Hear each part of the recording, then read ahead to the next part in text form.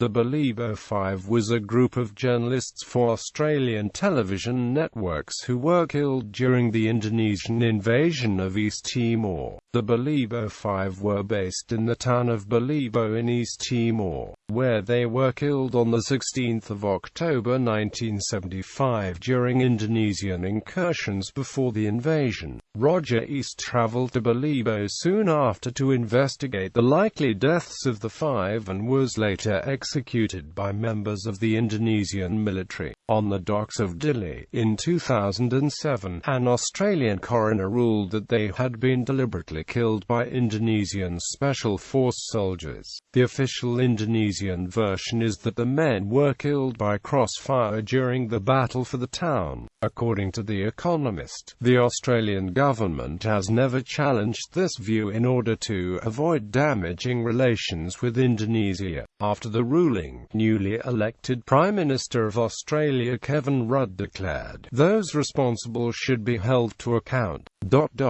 You can't just sweep this to one side." Quote. However, no meaningful action was taken when he was elected, and Rudd refused to visit the gravesite of the slain journalists in 2008. The group comprised two Australians, reporter Greg Shackleton, 29, and sound recordist Tony Stuart, 21, a New Zealander, Gary Cunningham, 27, cameraman for HSV7 in Melbourne, and two Britons, cameraman Brian Peters, 24, and reporter Malcolm Rennie, 29, both working for TCN9 in Sydney. While the men were aware that Indonesian troops were to mount an attack on the town of Balibo, they believed that, as journalists, they would not be considered military targets. Greg Shackleton was filmed painting an Australian flag and the word Australia on the wall of a house in the town square. Balibo House Trust, established in 2003 with seed funding from the Victorian government and television stations 7 and 9, now owns this house and preserves it as a community learning centre. Senior diplomats told the 2007 coroner's inquest to their understanding that the killing was done by the Indonesian military and that it was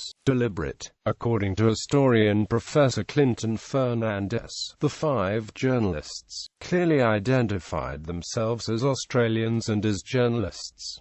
They were unarmed and dressed in civilian clothes. They had their hands raised in the universally recognized gesture of surrender. They were killed deliberately on orders that emanated from the highest levels. Their corpses were dressed in uniforms, guns placed beside them, and photographs taken in an attempt to portray them as legitimate targets. Roger East, 53, an Australian AAP Reuters journalist, travelled to East Timor to investigate the deaths of the five men. East was captured in Dili by the Indonesian military on 7 December 1975, the day of the invasion, and executed by firing squad on the morning of 8 December, with his body being disposed of in the ocean. He has been referred to as the forgotten sixth member of the Balibo Five.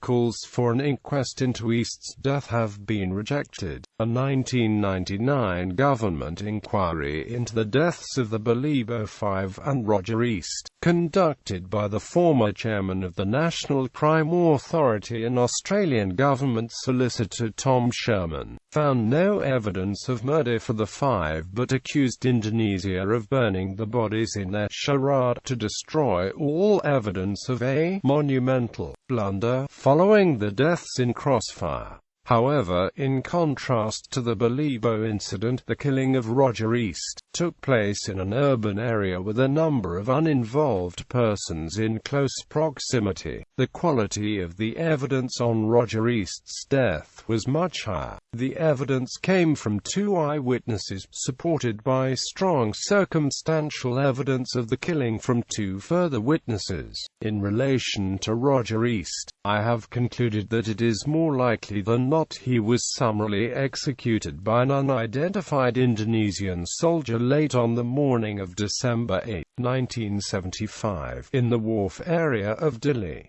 Advocacy.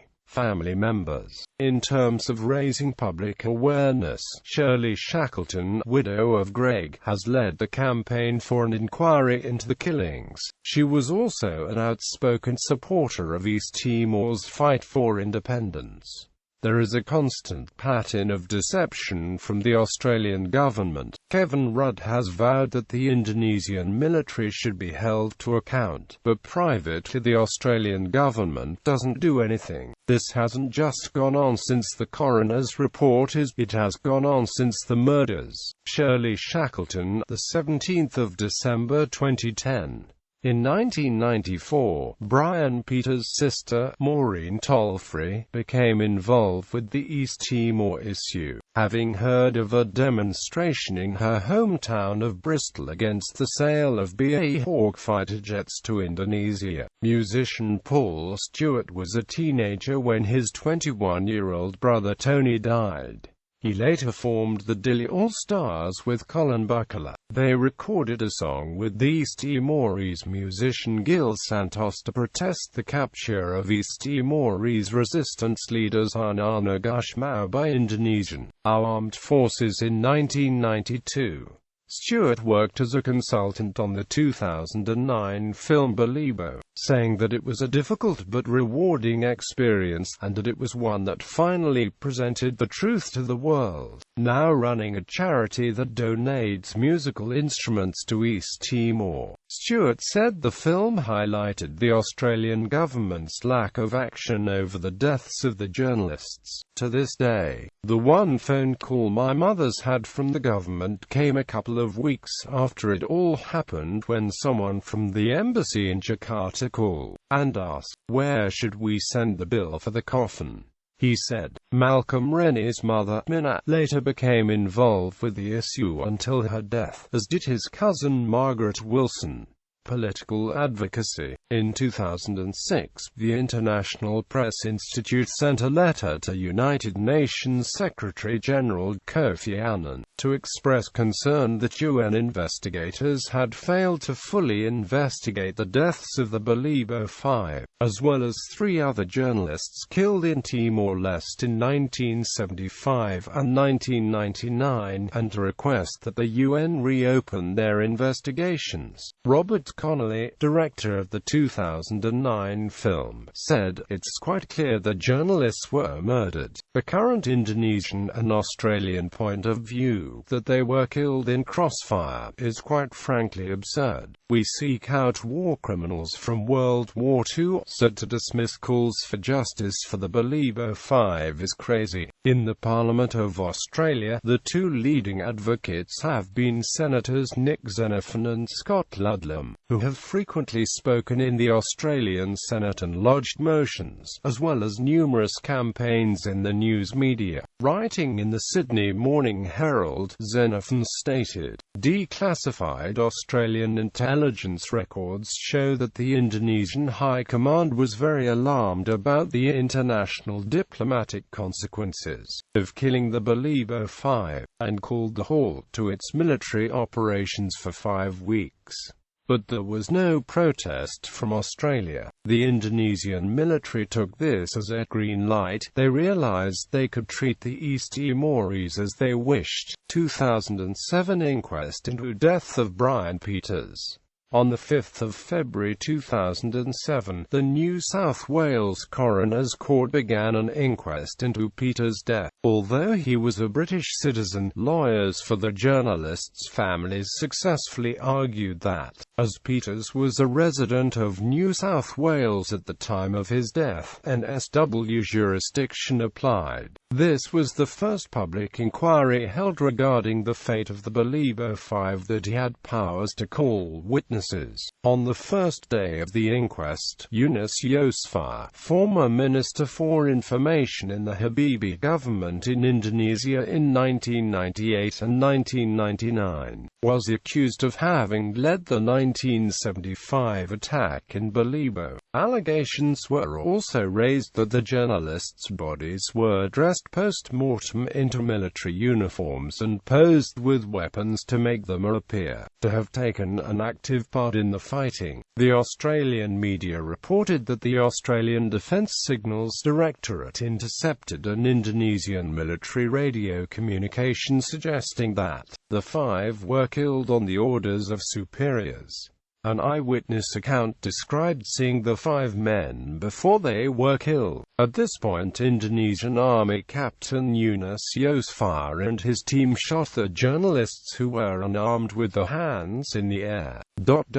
I saw them shoot. A lot of them were firing. They fired towards the white people. According to evidence presented, the fifth Balibo victim locked himself in a bathroom but was stabbed in the back with a Special Forces knife when he emerged. Mark Tedeschi QC, in his closing statement to the inquest, stated, "There is incontrovertible evidence, including eyewitness accounts, that Indonesian troops deliberately killed the Balibo Five newsmen. At least 3 of the journalists were shot after an order was given by Captain Yunus Yosfar and the 5th man was stabbed by Officer Cristoforus da Silva. It is highly unlikely the captain would have made the decision to kill the newsmen without the sanction of his superior officers. There is enough evidence to refer the case to the Commonwealth Director of Public Prosecutions to consider prosecuting 2 unnamed people for the war crime of willful killing."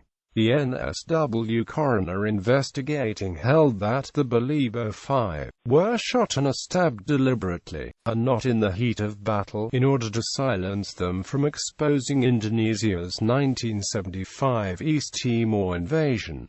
War Crimes Investigation. On the 9th of September 2009, it was announced that the Australian Federal Police were launching a war crimes probe into the deaths of the Balibo Five. In 2009, a former Indonesian soldier, Gatot Purwanto, told the ABC the men were shot deliberately but not executed. He says he was about 30 meters away when Indonesian soldiers fired on the house the men were sheltering in. "We knew they were foreigners, but we didn't think about whether they were journalists or not, because in a battle, the instinct is if they're not friends, then they could kill us," he said. The now 62-year-old says he was with Special Forces Captain Yunus Yosfar when the Balibo Five were spotted. A coronial inquest into the deaths of the men found Mr. Yosfar, who was later an Indonesian government minister, ordered the killings.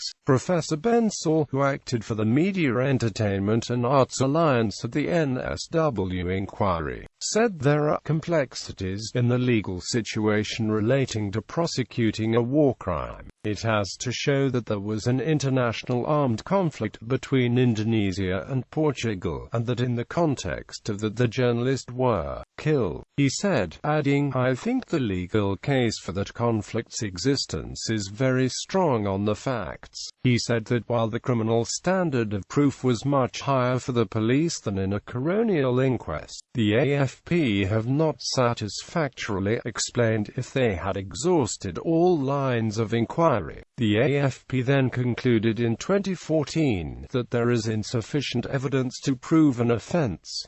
40th anniversary. On the 15th of October 2015, Senator Nick Xenophon and Professor Clinton Fernandes of the University of New South Wales at the Australian Defence Force Academy wrote in the Sydney Morning Herald, "We remember the Balibo Five today not because journalists are any more special than other civilians, but because journalists play a crucial role in bringing information about human rights violations to the outside world." On the 16th of October 2015, the day of the 40th anniversary, mourners gathered at a dawn service in front of the War Correspondents' Memorial at the Australian War Memorial to remember the Balibo Five and Roger East. Mourners included family members, representatives of major Australian news networks, the Journalists' Union, former Australian diplomats, and one politician. When the War Correspondents' Memorial was opened in September 2015, Prime Minister Malcolm Turnbull said, "Our democracy depends on a free and courageous press. It is the war correspondents that have to tell the truth, often in the face of considerable criticism." Theatrical depictions. Film. A feature film about the killing of the men, called Balibo, was produced in 2009 by Arena Film Australia. Written by David Williamson and directed by Robert Connolly. The film is based on Cover-Up by Jill Jolliffe, an Australian journalist who met the men before they were killed. The book has been a source of controversy because of its criticism of some of the people involved in the campaign for justice. The film is largely based on the historical scholarship of Professor Clinton Fernandez, who later wrote The Independence of East Timor. Multidimensional perspectives. The Balibo killings episode was also fictionalized for the opening sequence of the 1982 film Brothers, written by Roger Ward and directed by Terry Burke. Theatre. In 2011, the Melbourne Theatre Company and Western Australia's Black Swan State Theatre Company commissioned Australian playwright Aidan Fennessy to write a new work on the theme of the Balibo Five. Entitled National Interest, the play focuses on the family of slain journalist Tony Stuart. It was performed in Perth and Melbourne during 2012. Coinciding with the play's premiere season, on the 20th of May 2012, East Timor's President José Ramos Horta presented Paul Stuart with a Medal of Merit awarded posthumously to his brother Tony.